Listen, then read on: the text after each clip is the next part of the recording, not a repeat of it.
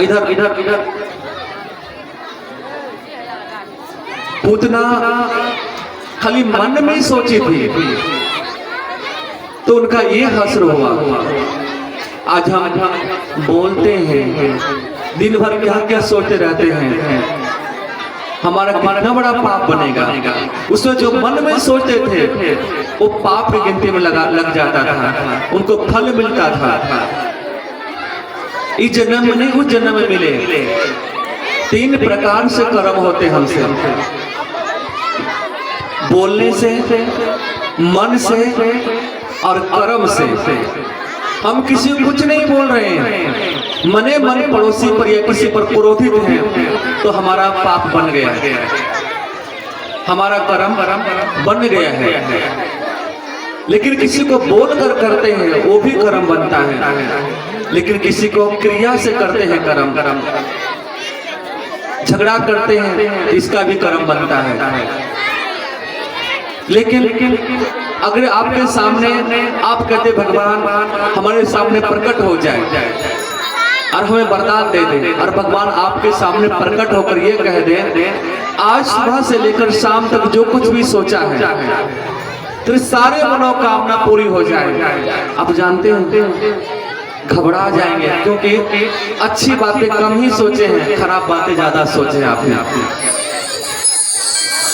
क्योंकि सारे मनोकामना पूरी हो गई तो आप दुखी हो जाएंगे। इसलिए हमेशा पॉजिटिव सोचना चाहिए। हमारा मस्तिष्क हमेशा कुछ न कुछ सोचते रहता है। इसलिए आज लोग घर में सब सुविधाएं होते हुए भी डिप्रेशन टेंशन का शिकार है। आज किसी को कोई हार्ट पेशेंट है तो कोई शुगर पेशेंट है। 2 पेशेंट समस्या डॉक्टर के पास भी समाधान जल्दी नहीं हो पा रहा है। रांची में एक डॉक्टर आया मेरे पास, वहाँ एक इंद्रजीत यादव है, वो बीजेपी के नेता है, लेकिन वो संत भी हैं। तो डॉक्टर उनके पास इलाज करवाने गए तो कहा मेरा डॉक्टर बूढ़ा था, लगभग 50-55-60 के बीच थे, मेरा माथा फट रहा, टेंशन है। उसने कहा जाइए रांची बताया अरगोड़ा चौक पर स्वामी घनश्यामानंद जी रहते हैं, उनके पास जाइए आपकी टेंशन दूर कर देगा। उन्होंने बताया। वो आया, हमको प्रणाम किया। डॉक्टर साहब अपनी कार लगा दी बाहर, कहा हम मेरा पर्ची देखिए, इसमें सारे इलाज, बड़ा डॉक्टर हमने पर्ची पढ़ा, उस पर्ची में लिखा हुआ था टेंशन डिप्रेशन माइग्रेन सब कुछ का इलाज यहाँ होता है। हमने कहा चाचा जी इसमें तो आपने सब कुछ लिख दिया है और आप खुद ही परेशान हैं, तो उसको इलाज करते हैं। अरे पर्ची में लिखा हुआ है ना, लेकिन खुद से मैं टेंशन में हूँ, आप मुझे जल्दी ज्ञान दीजिए कुछ जो जल्दी से मेरा माथा ठीक हो जाए। हमने कहा चाचा जी अर्जुन को भी ऐसे ही टेंशन हुआ था, अपने दादा परदादा को मार कर क्या करूंगा, एक ऐसा कि मैं युद्ध नहीं करूंगा, मैं भीख मांग कर खा लूंगा। लेकिन अर्जुन दीजिए एक थप्पड़ दीजिए, भगाइए यहाँ से, उठा दीजिए यहाँ से, एक छड़ी लीजिए ना।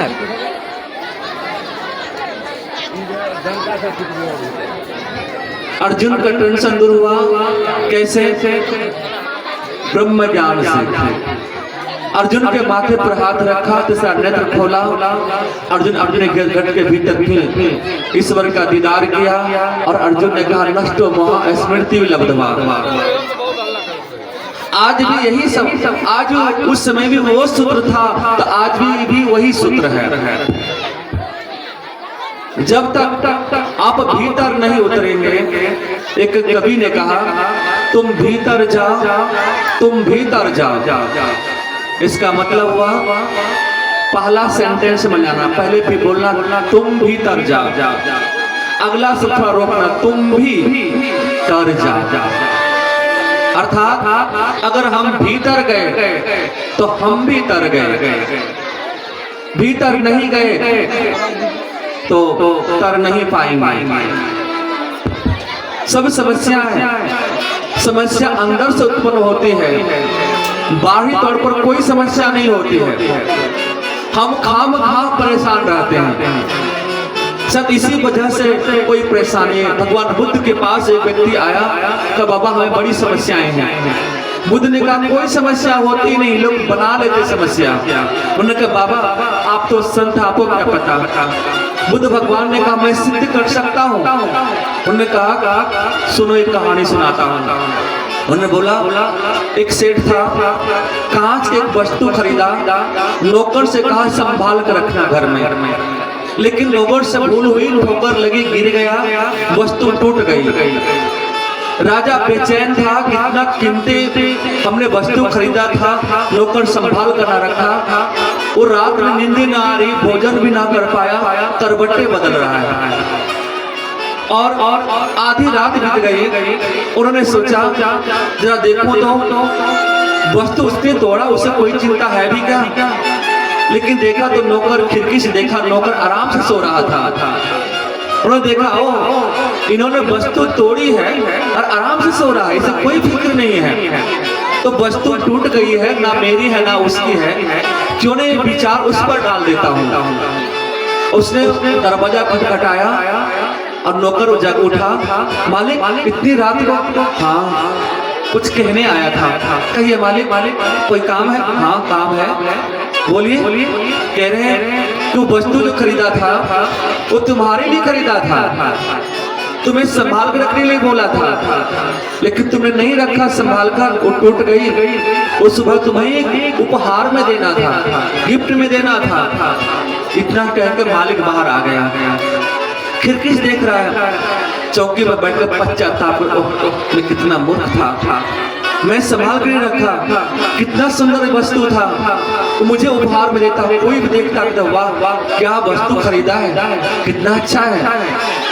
अब वो सेठ जी आके सो गया, उनको लग रहा फिर से देखो जरा। वो देख रहे कि लेटता तो है लेकिन नौकर करवटे बदल रहा है। सुबह हो गई, इधर राजा को चैन की नींद आई। अब देखिए एक विचार दिमाग में सेठ को आया था और वही विचार नौकर को दे दिया। अब राजा निश्चिंत है और पड़ोसी नौकर दुखी हैं। इसलिए कबीर साहब कहते हैं एक सोच सुख रास है, एक सोच दुख रास, एक सोच बंधन काटे, एक सोच गलफास। सोच इंसान को दुख देता है और सोच इंसान को सुख देता है। अब कोई बड़ी से बड़ी समस्या हो तो आप कहते अरे ये तो सबके आता है, छोड़ देने क्या हुआ, तो आप देखिए निश्चित हो जाएंगे। लेकिन उस बात को बाल का खाल छिलना शुरू कर देंगे आप, तो आप परेशान हो जाएंगे। क्योंकि एक बार अमेरिका के राष्ट्रपति रूजवेल्ट, उन्होंने एक सभा बुलाई। राष्ट्रपति स्वयं गेट पर खड़ा होकर मंत्रियों को, जो भी सहयोगी मित्र था, सबको बुला रहे थे और एक बात सबको कह रहे थे, मुस्कुरा कर कहते और ऐसे ही इशारा कर रहे थे। लेकिन जो भी नेता, जो भी आता, प्रसन्न होकर अंदर चला जाता। लेकिन बाद में जब सब पहुंच गए तो रूजवेल्ट भाषण देने की बारी आई। कहा कि मैं कुछ बोल रहा था आपको स्वागत के समय में, आते समय, तो आप में से कितने लोगों ने मेरी बात को समझ पाया। उसमें से कोई नहीं सिखाते। मैं तो आपकी तो भाव भंगिमा देकर प्रसन्न थे कि आप कह रहे ऐसे आने के लिए कह रहे तो अच्छी बात ही बोले होंगे। रूजवेल्ट ने कहा नहीं, मैं आप सभी को आज स्वागत में कह रहा था कृपया अभी अंदर आइए, क्योंकि अभी अभी मैंने अपनी दादी की हत्या किया हूँ, अभी अभी मैंने अपनी दादी की हत्या करके आया हूँ, कृपया अंदर आइए। तो सभी के दिमाग के नसें तन गई, क्या आप ये कह रहे थे और हमें में से कोई समझ नहीं पाई इस बात को। उसमें वहां पर वैज्ञानिक प्रयोग हुआ, वहां पर विज्ञान ने इस बात को प्रूफ किया कि हमारा जो दिमाग है एक सेकेंड में 25 विचार सोचता है और 1 मिनट में 500 विचार सोचता है, और 24 घंटे के दिन रात में हमारा दिमाग 65 लाख विचारों को सोचता है। कितनी बात? 65 लाख। और 65 लाख विचारों में से 20 लाख विचार सकारात्मक हैं और 45 लाख विचार नकारात्मक हैं। उल्टे उल्टे पटांग हैं। आपके मोबाइल फोन में ज्यादा वायरस हो तो मोबाइल फटने की संभावना रहती है, खराब होने की संभावना रहती है। और आज मनुष्य में इतने उसमें मोबाइल में ऑप्शन है डिलीट कर देने का, लेकिन दिमाग में डिलीट करने का कौन सा ऑप्शन है जो डिलीट कर पाएंगे आप?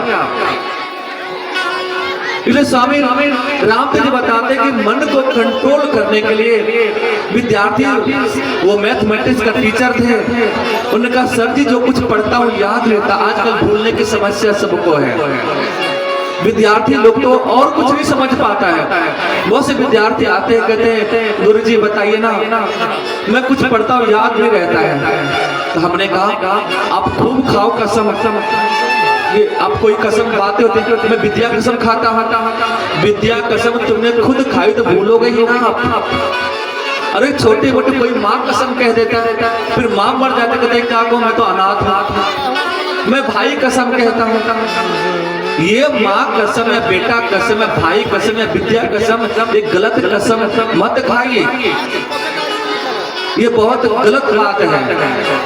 जो कोई कहते मैं बेटा कसम खा रहा हूँ, मैं पति कसम खा रही हूँ, मैं विद्या कसम खा रहा हूँ, ये बहुत गलत बात है। कोई प्रकार का मैं वादा ही क्यों करूं, मैं आपको प्रूफ देने के लिए कसम क्यों खाऊं? मैं कितनी अच्छी बातें दे भी दूं, आपकी नजर में खराब हूं तो मैं खराब ही रहूंगा। मैं कितने भी भगवान श्री कृष्ण कितने अच्छे बनने का जो भी योजना बना किया उन्होंने, लोग तब भी वो खराब ही कह रहे हैं उसको। सीता मैया ने अग्नि परीक्षा दे दी, तब भी लोगों को विश्वास नहीं हुआ और धोबी के कहने पर पुनः सीता माँ को वनवास भेज दिया।